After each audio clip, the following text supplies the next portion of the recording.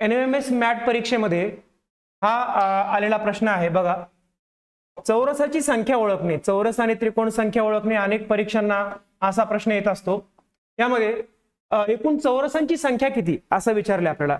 बघा काय करायचं, प्रत्येक कॉलमला नंबर द्यायचे 1 2 3 4, 1 2 3 4. बघा याचा याचा गुणाकार करायचा, 4 चोक 16, 3 त्रिक 9, 2 दुने 4 आणि हा 1. यांची सर्वांची बेरीज करायची. बघा 4 आणि 1 5, 9 आणि 5 14, 14 आणि 16 आपण जर बेरीज केली तर ती येईल 30. आणि हे जे दोन यामध्ये चौरस दिलेत का, ते दोन चौरस मिळून किती होतील 32. म्हणजे यामध्ये चौरसांची संख्या असेल 32. पर्याय क्रमांक 3.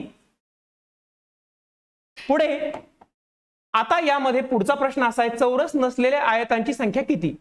चौरस नसलेले आयत, त्यासाठी बघा इथे आपण जे नंबर दिले होते ते तसेच नंबर्स आपल्याला देऊन घ्यायचे.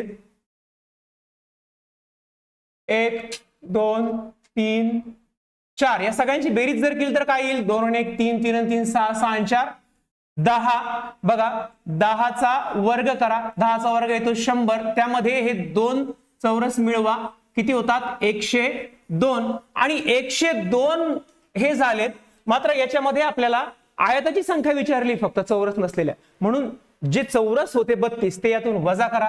102 मधून 32 वजा केले उरतील 70. म्हणजे पर्याय क्रमांक 2 याचं उत्तर असेल. बघा पुढचा प्रश्न बघूयात.